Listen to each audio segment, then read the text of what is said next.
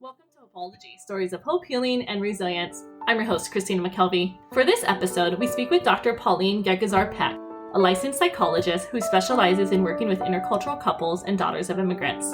As a child of Middle Eastern immigrants herself, Pauline has navigated the complex crossroads of cultural identity and mental health in her personal and professional life. She vividly recounts her journey from the struggles of growing up in an immigrant household, specifically being a daughter of an immigrant, to her deep dive into white Western psychology during her higher education, getting her doctorates. Pauline doesn't shy away from unpacking the challenges of reconciling her family's unique cultural experiences with Western Eurocentric psychology. She shares her transformative journey of unlearning and relearning, replacing textbook theories with insights gleaned from her own lived experiences. She also thoughtfully discusses the crucial role of therapist accountability, emphasizing how understanding one's capabilities can lead to a more meaningful and effective therapeutic relationship. So join us for an engaging, insightful conversation where we unmask the nuances of mental health in the lens of cultural identity. We're going to be right back.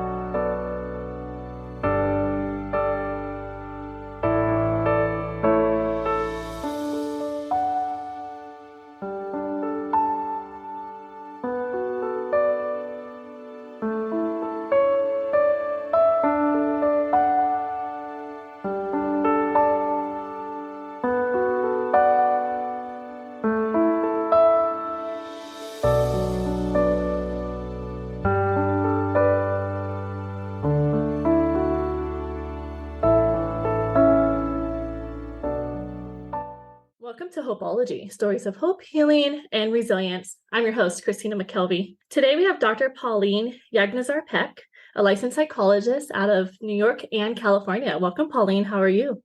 Hi, I'm so glad to be here. Thanks for having me.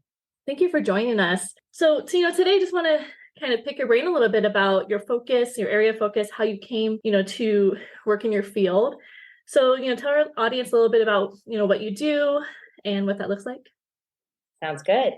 So yeah, I'm a licensed psychologist and I'm physically located in Santa Barbara. And it was a long and windy road that ended up with me being here. But even farther back, if I kind of trace the story, I was born in Iran and born to an Armenian family there.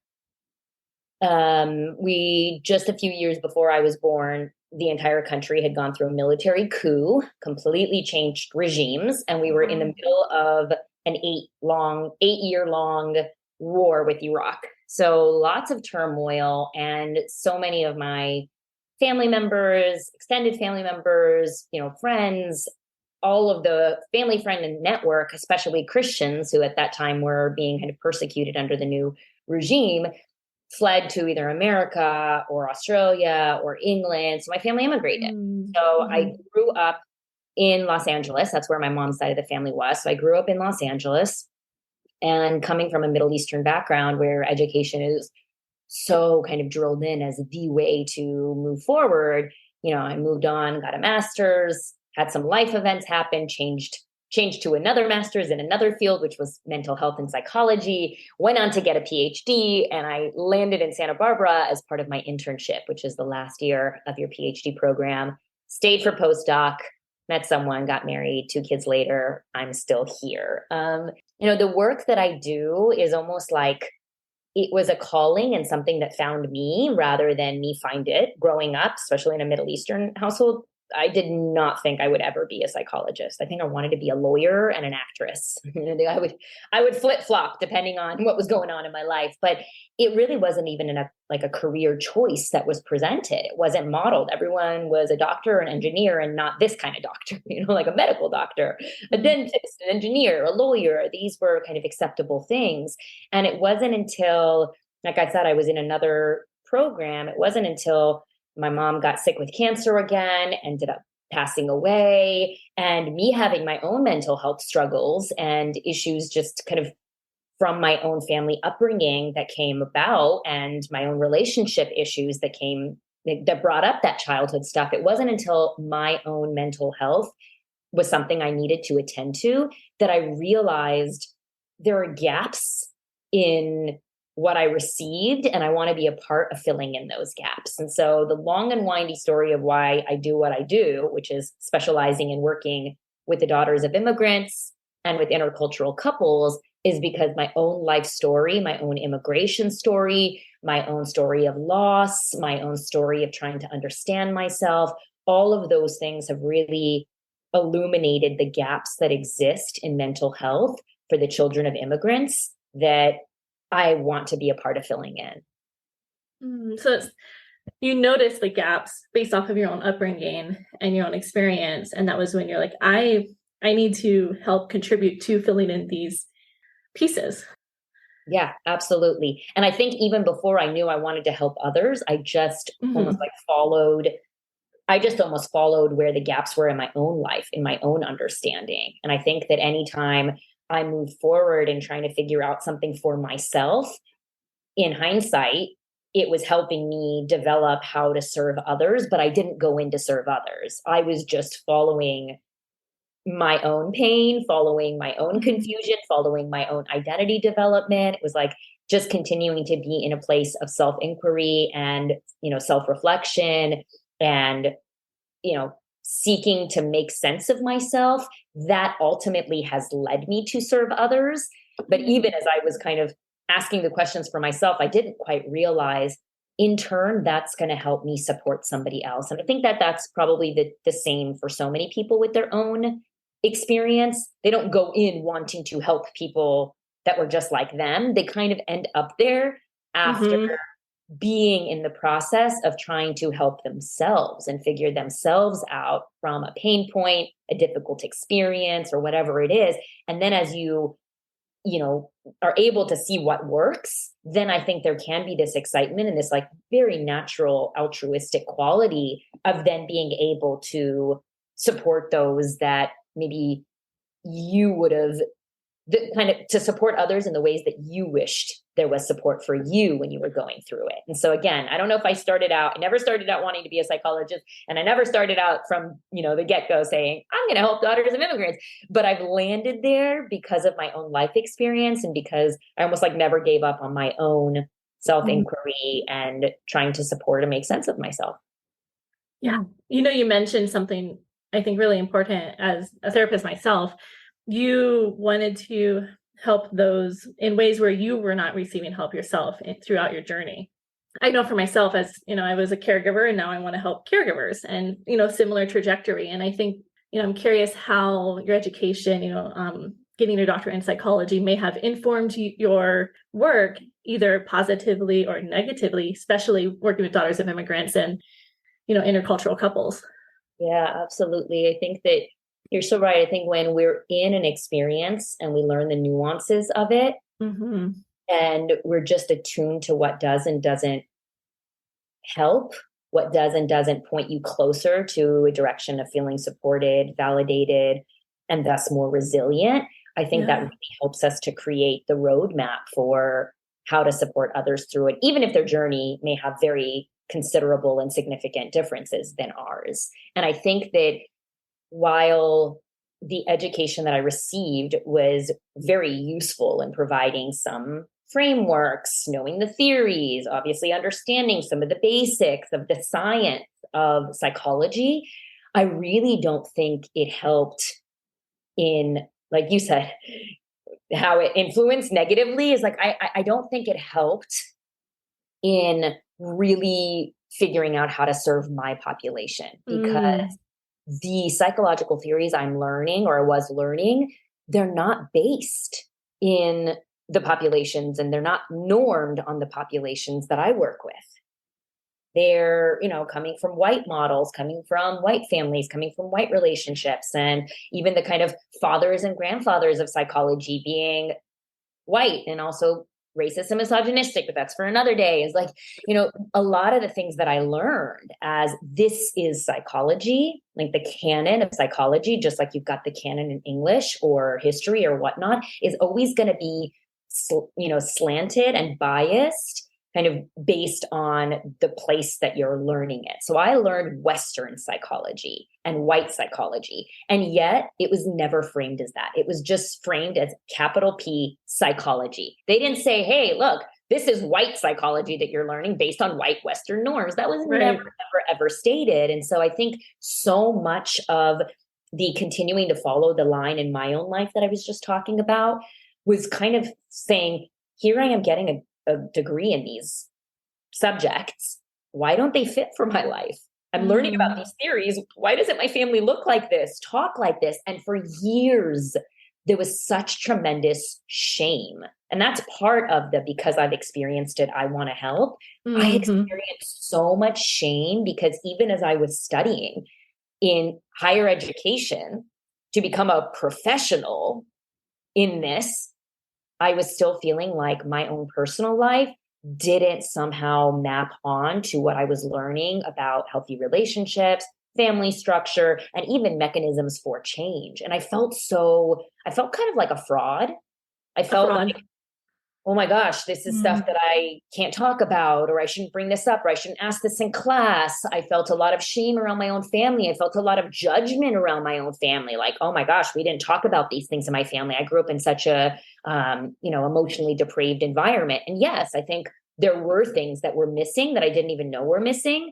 And yet there were also things that were just different, and they weren't framed as different. So I think that while I got some basics in psychology and, okay, this is what depression could look like, I didn't get, this is what depression can look like in a high functioning eldest daughter of immigrants. That I had to learn from the clinical and my own life experiences. And it was hard because it wasn't validated by the theory that was in the book. So I had this gap between what I knew in my bones, what I knew from seeing the women that I'd grown up with, and what I was told from the textbook. So much of my own journey post-graduation was critically analyzing what I got in grad school, unlearning so much of it, and then allowing my own lived experience and the experience of others, even without this like valid, legitimized theory. I allowed that to lead the way. And I feel like now, years out of grad school and, 12 plus years starting the therapy journey, I feel like I'm just hitting that stride of like, okay, I'm seeing the ways in which what I learned was kind of helpful, but I've unlearned and then learned new things from my own experience and the experience clinically and personally from my life. And I've kind of created this sort of hybrid with all of that.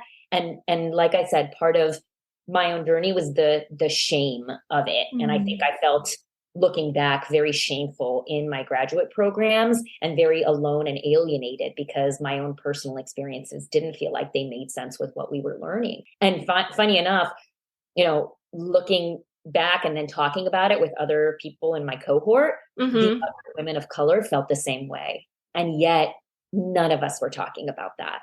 We have very, very much validated this unlearning that has to happen because, if you're brown, if you're Black, if you're from immigrant families, you're not going to be learning about the psychology that feels relevant to you from the canon, from the, upper capital letter P. Right? You're not going to be learning all the theories, all the things that you're told, the legitimate things, all the, I'm going to put in quotes here, evidence-based practices, which that's useful for certain populations, but when it's as the standard, it's like it loses the question of for whom. And I think my own experience of feeling like something doesn't fit, I'm learning this, I'm getting good at it, why doesn't it make sense for my own life? How come I'm not having ahas in my own personal experience?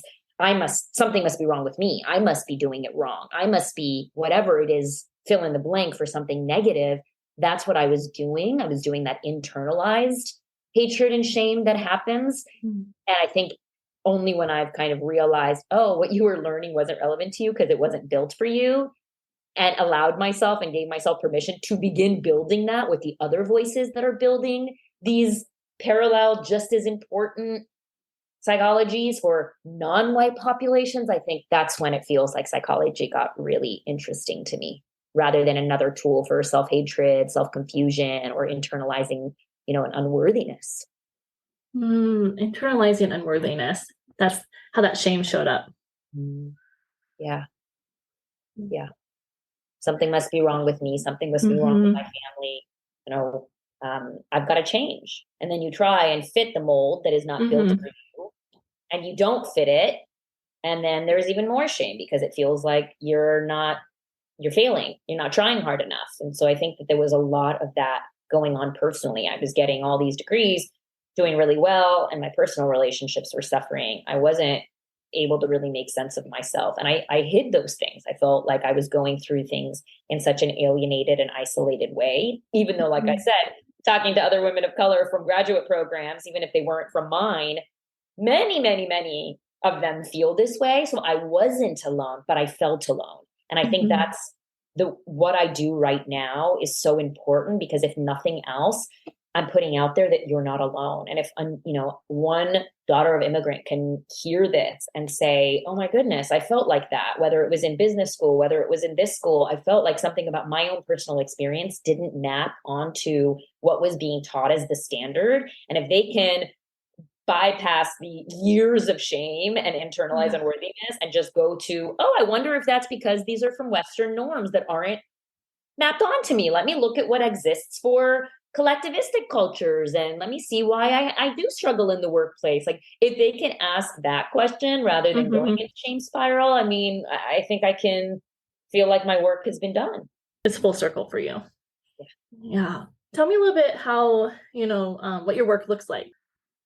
I got so many different hats that I wear. One of the biggest hats is mama. So I've got two young, I've got an almost 3-year-old. He'll be 3 here in a couple weeks, and an 8-month-old. And so that is, one of it's the hardest work and it's the deepest work. And I think that the more and more I'm in the world of psychology and part of the decolonizing therapy movement, I'm realizing that who you are as a person really matters. And, they always say the personal is political, and it is. The personal is professional in the sense that there is no real bifurcation. Yes, my daughter isn't with me when I'm doing therapy, but she is with me in the way that I think, in the way that she's transformed me, in the way that my children impact me, in the way that I think about my own upbringing, the way I support other parents. And so I start my day with them, I end my day with them. And so I have kind of changed up my schedule to be really able to be present with them in the mornings. The middle of the day, I'm with clients, and I'll tell you a little bit about the multiple ways that I work with clients. And then at nighttime, I'm out of here in time to do daycare pickup, to be home, to do the whole dinner, bathing kind of nighttime routine. And that's really important for me. I think that before I had kids, I was working a lot more, and, I was able to work at home and do all of that. And I'm more flexible. Sometimes they go down and I'm still working on something, especially in different seasons where, there's more to do, but I really try and be available and present. And because I own my own group practice and everything that I do is really, I have a lot of say and agency in it. I'm conscious of how, I don't even believe in work-life balance, but I think that, I work and I am a parent. And so there's a sense of being really present and available to them. So my kids are a large part of kind of my everyday, and definitely on the weekends. And then I work with clients in a number of different ways. I have the group practice based in Santa Barbara, providing therapy services, individual, couples, group, and family with my 2 associates all over California, as well as I'm licensed in New York, and I've got a handful of New York clients as well. So we do therapy both in person as well as telehealth. And my practice is I'd say 2/3 individuals and a third couples. Love working with couples. And then I also work in this kind of more non-therapy, but still focused on healing and a lot of psychoeducation. I also have programs that are 1-to-1, as well as a group program, and that is open to women globally. So through that program, I get to work with lots of women from lots of different places, which is always so cool that you could, be in a different continent and have a completely different ethnicity and a completely different immigration story and still have some of the universal things that I teach and guide through the programs make sense and land. It's like, oh, this is truly universal, even if you didn't immigrate from Iran to America. So it feels really amazing that I'm able to do that. And then, thrown into the little pockets of the day where I'm in with clients, either through my programs or through my therapy, I've got a bunch of social media stuff that I do, whether it's a podcast, whether it's running my own Instagram page and putting out reels and doing fun things or sharing bits and pieces, usually my musings as I'm walking to and from, and just sharing those little bits of those ahas that come to me as I am still discovering all the ways in which being a child of immigrants impacts your life. And so I really share that personal piece. I'm not just a professional. I think even just the way that we set up professionals is very much based in the Western model, blank slate, don't tell them anything.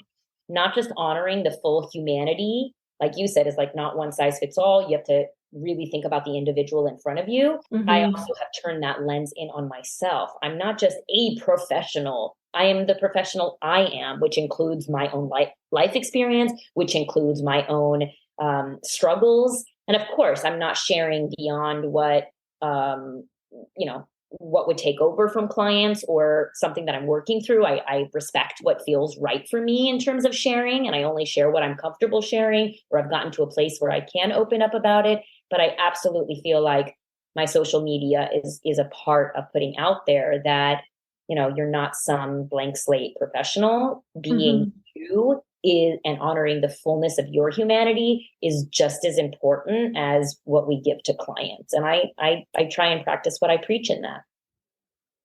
And self-disclosure was always, when I was in school or when we were in school, taboo. You don't want to self-disclose. You want to be blank slate. And I, like you, I haven't found that to be helpful. Clients appreciate when we're human, God forbid.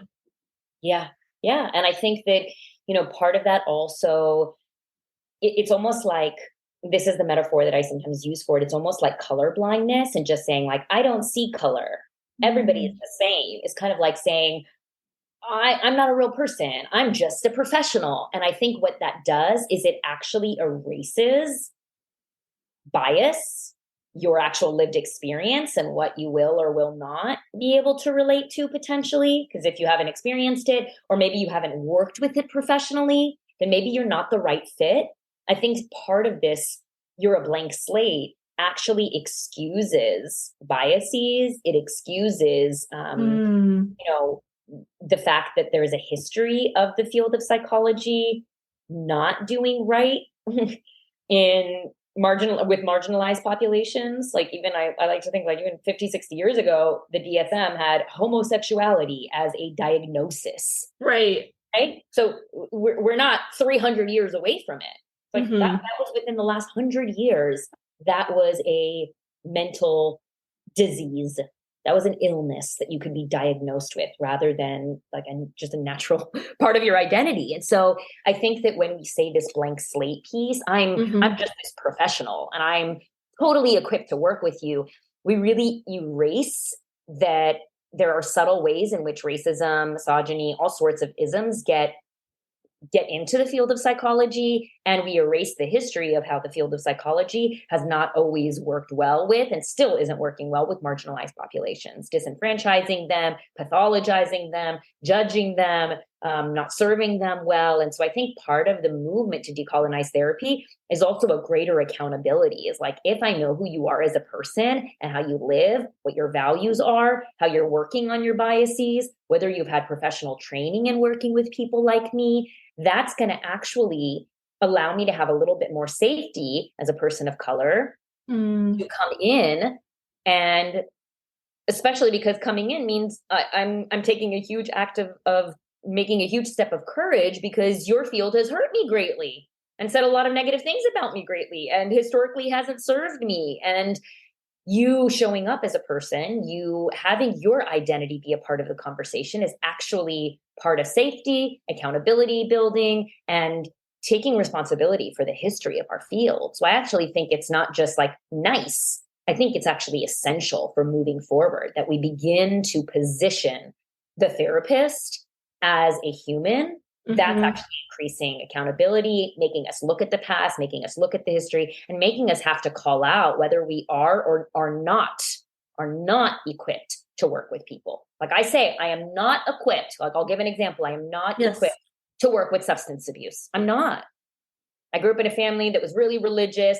I haven't had my own experiences. I don't really know a lot of people that have. There are amazing clinicians out there where this is this is what they know. Maybe they've lived in it. Maybe they're in recovery. Maybe they've supported people through recovery. Maybe this is part of their pain points for their family. That's not me. And so I know that even if I could probably provide some space for it, learn about it a little bit, I wouldn't be the absolute yes to that. And I like to take on clients that are my absolute yes, because that's when I'm going to serve them best. And that's where I'm going to feel like I'm operating in the place where I am optimized. And this is like in line with and in flow with what I consider my strengths and talents. And so it's one of those things where I have no shame in saying, oh, that's not my absolute yes. And so I refer out. If someone came in, I just had someone just a couple days ago in and out of recovery, wanting support around him and his wife. And I'm like, I've got a few really great referrals to you. That wouldn't be me. And I think that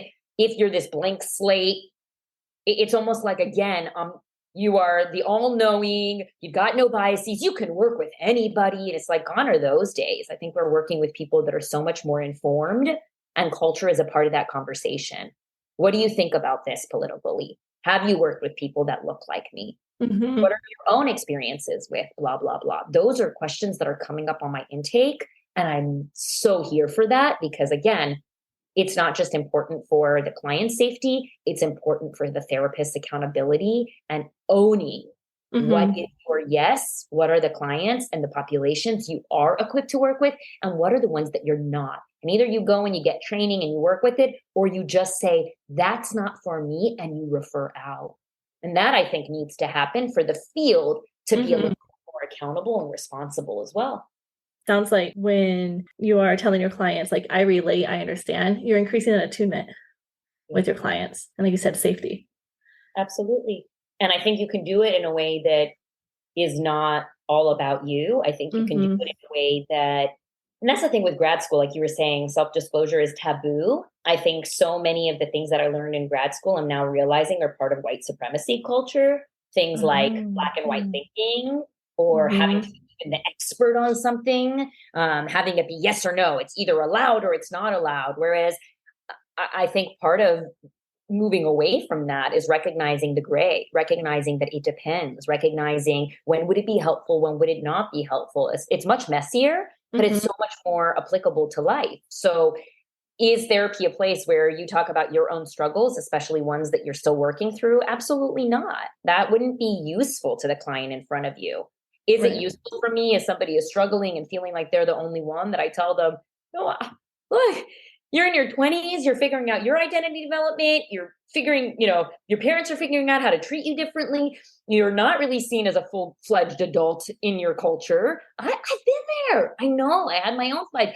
And I know we've got a lot of differences. What are the hardest parts for you? Something like that as a self-disclosure that says, this happens to us. And again, you'd have to be in the us, have self-disclosed that you also are a child of immigrants to then begin that conversation.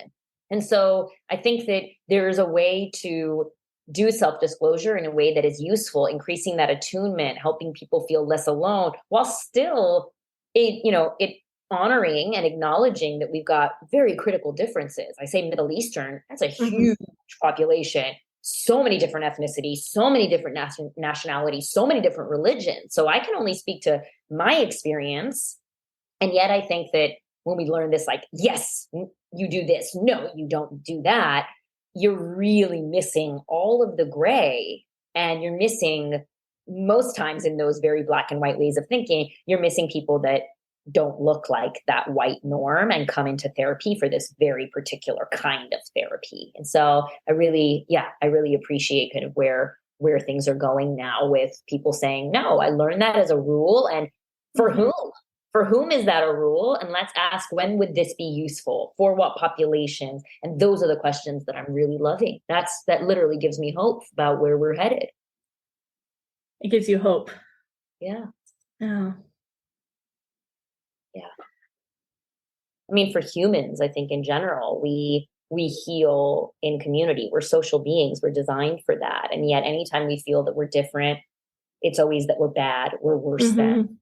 And there can be such shame in that, especially in shame-based cultures, like collectivistic cultures, where you kind of separate from the herd when you're not up to whatever it is, because you don't want to harm your reputation, you want to save face. And so I think that part of not just decolonizing therapy, but reducing the stigma for mental health is putting some of these things out there and allowing us to come back together in a community where the greatest amount of healing happens. I definitely did my healing behind closed doors by myself, alienated, and it's longer and it's harder. And I'm just so happy that people are able to have a sense of community, whether it's physical community or whether it's an online community, social media. I think whatever the perils, it's a tool and it can be amazing for creating that community for, the children of immigrants. And I see the ways in which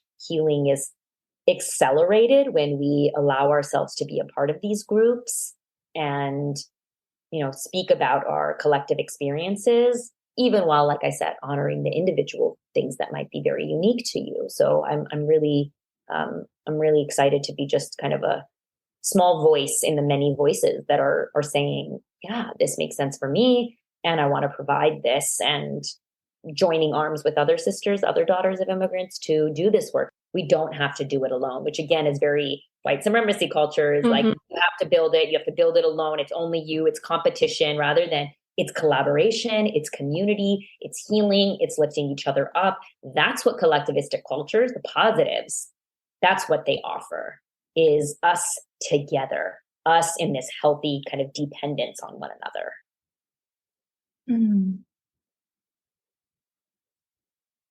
Sitting with that for a moment. It's been a theme probably every podcast episode I've been recording.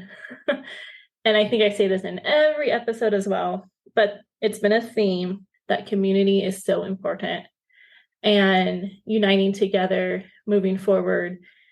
And when I ask people, what gave them resilience, what brings them hope, how do they heal? I very rarely have I heard anyone say, well, I did it all on my own, pulled up my bootstraps. Have yet to hear that. Yeah. We need each other.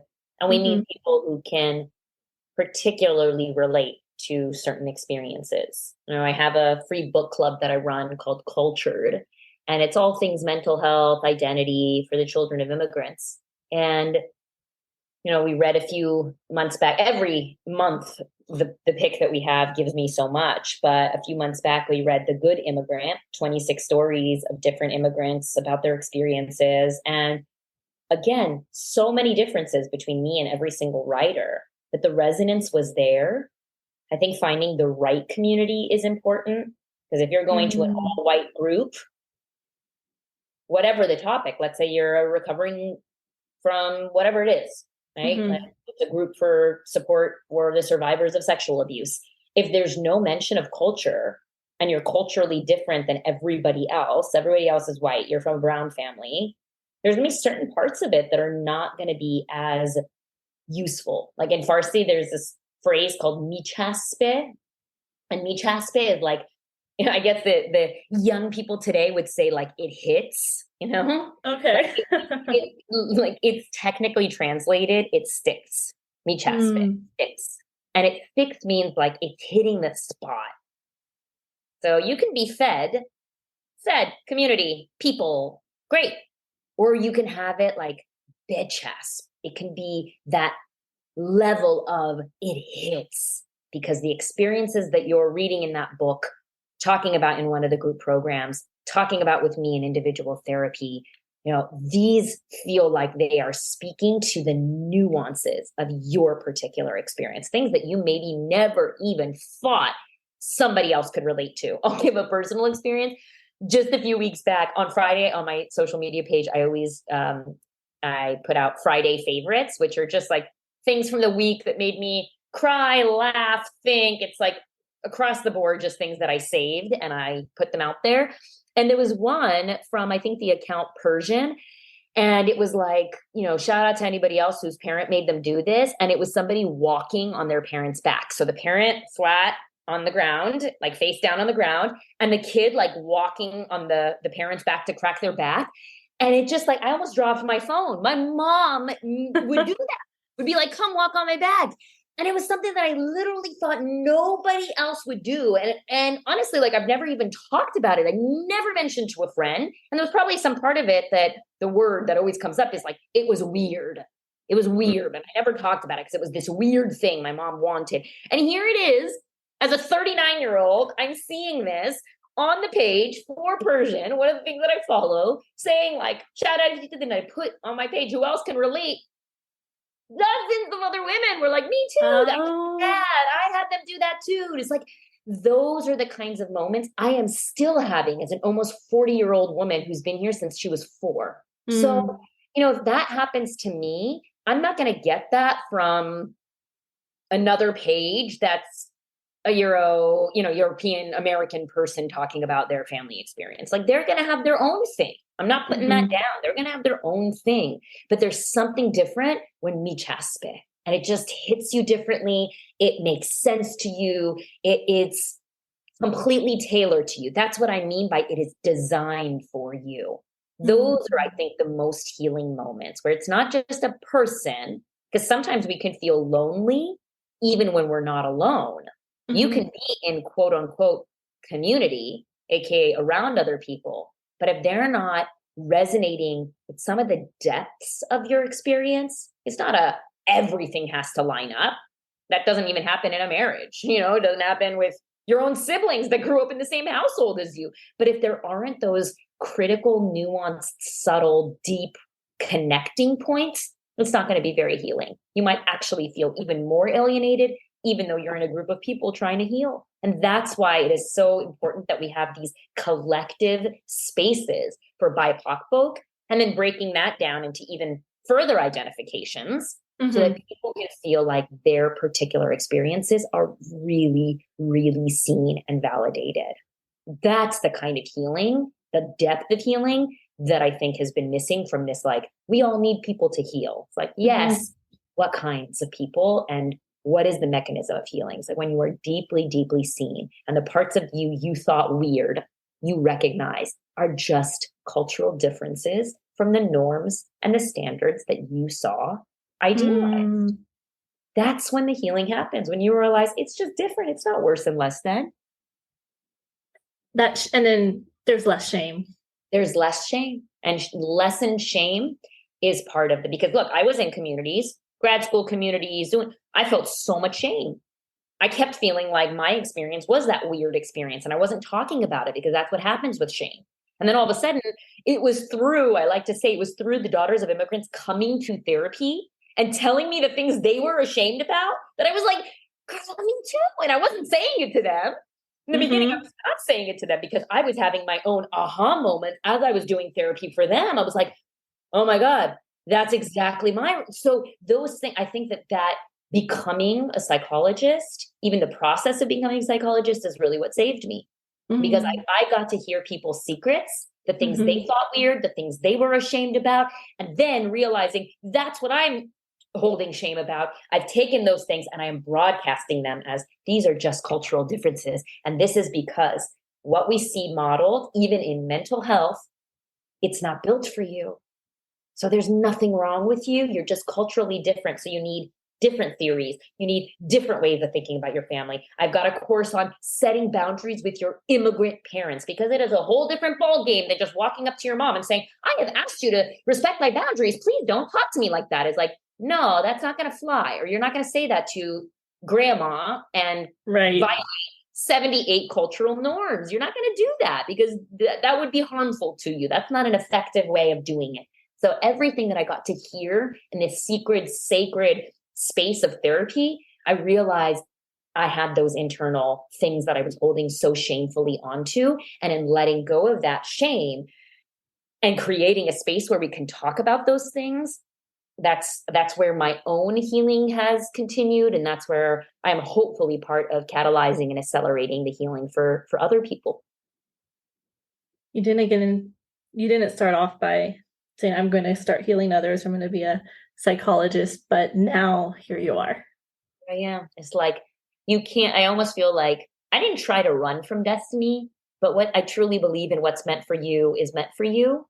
And if you continue being honest with yourself, you continue checking in with yourself. It's like full circle kind of at the end of this is like, again, chasing, listening into, tuning into, following that self-inquiry, that deep connection to self, the questions that you keep asking, and trying to answer them. It's not answering them that gives you all the answers, because answering them just hopefully is going to bring up new questions. It's following the questions that are being asked. Why doesn't this fit? Following the pain points for you. What's happening here? The more we can be curious in our own lives, we will map out onto where we're meant to be. I didn't have to, and I say that to people who are like, where am I meant to be? Where am I supposed to go? What's the right career choice? It's like, I don't know, but let's start with developing that voice of introspection, because if you keep asking yourself, I promise you, you will end up where you are meant to be. And it's not a destination, by the way. Where you're meant to be and end up is just the starting point for continuing to go. Life is continuous evolution. But if you keep asking yourself, you're going to end up doing the work that will be most healing to self and other. Because the ultimate thing is that even though we're so different, we're also deeply the same. So through difference, we get to sameness. And through self-healing, I get to helping and supporting others. It's like, it's all one and the same. And that's, I think, finally where I feel like I am in my career, in my life. Oh my gosh, I'm speaking like a middle-aged person. And I guess I am. I'm like in my middle age. 35 to 55. I just found out the other day is middle age. So here we are. Oh, here we are. But I'm feeling that. I'm like, oh, I'm surrendering to that. I don't have to have all the questions. I think I just have to be curious about and committed to finding the answers for myself. And that will lead me to where I am meant to be. That's part of destiny. Yeah, that's part of destiny. You had so many really good tidbits that I just like. In our differences, we find sameness and really just following the questions. I love that. Pauline, my podcast is called Hopeology, and we are getting to time. I ask this to everybody that I interview, and you have answered a little bit of the question earlier, but what gives you hope? What gives me hope is this moment we're in where the field of mental health is changing. It's honoring the full humanity of the client at the same time as we're allowing and inviting in the full humanity of the therapist. And in that, we are realizing that all personal healing is collective healing, regardless of which side of, I want to say the metaphorical couch, because now even telehealth is changing, how we do therapy. But I think it's the honoring of humanity both ways, for the person getting therapy and asking, how are we serving your particular identities and your particular struggles, as well as allowing the fullness of the therapist to be in the room, and that not to be shameful, unethical, or unprofessional, but actually essential to the work of helping somebody else heal. And I think it is so healing to the client as well as healing to the therapist. And there's that collective healing that I think is sparking something very, very new, because I think at the root of so much trauma and mental illness is deep, deep loneliness. And we are not just lonely when we're not in community with others. We are lonely when parts of ourselves are not validated and supported. So when we are disconnected, when I am not supposed to be this Pauline, the Pauline that has thoughts, that has experiences, that's had pain, when I have to disconnect and disown parts of myself, it's existential loneliness that breeds shame, that breeds dis-ease. And I think what gives me hope is we're in this moment of huge potential that I'm already seeing, but that has not been fully realized, of bringing back those disowned parts and allowing for our fullness of our humanity to lead to that collective healing that we are so, so incredibly desperate for and in need of. So that's what gives me deep hope every day. And if I can be one small voice doing it and speaking into it and creating spaces for others to jump into this, that will have been a life, well lived. Yes. Well, thank you for being, a part of this movement, this realization of what therapy really needs to be moving forward. And thank you so much for being here. Really appreciated this conversation. And you are so welcome. Can I throw in one other thing? Of course. Another piece of it that I will add is we are not just healing ourselves. We are healing the generations past so that we can pass on healing to generations future. We are healing the generations past so we can pass on healing to the generations future. Absolutely. Because all the work I do around intergenerational trauma, we hold generations of trauma in ourselves. So our personal healing is not just collective healing, it's also historical healing. Personal healing is historical healing because historical healing or historical trauma lives in you today. So healing yourself is collective healing because it connects you, but it's also healing the past and allowing for a healing for the future. And that gives me hope, not just as a therapist, but as a mother. So it's just multiple layers of healing that are occurring. Is the work that I'm doing within myself is allowing the healing that my mother and my grandmother and my great grandmother didn't do, and the ancestors in my line from the Armenians who were, experienced genocide and so many different atrocities. That's all passed down, and to know that that's going to change, and that my daughter, my son, and their children, and their grandchildren, they're not going to experience that. That really gives me hope. So it's not just a kind of selfish, we're having this moment now. It's the look at what the potential is for this generation of people. I think not just age-wise, but people, like you said, with this realization, look what is possible for the future.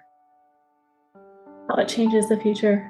Well, thank you so much for that. And again, I appreciate you being here. So thank you so much. Yeah, thank you for having me and letting me just pour out my heart here. Thanks a lot. You're very welcome.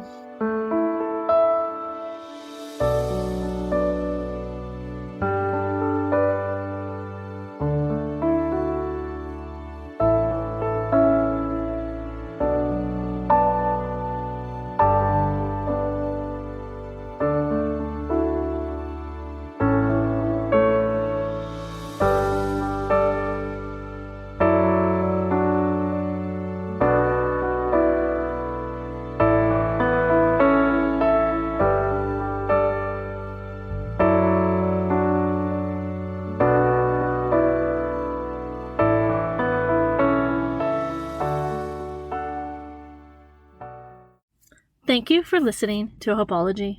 If you enjoyed today's show, please leave us a review.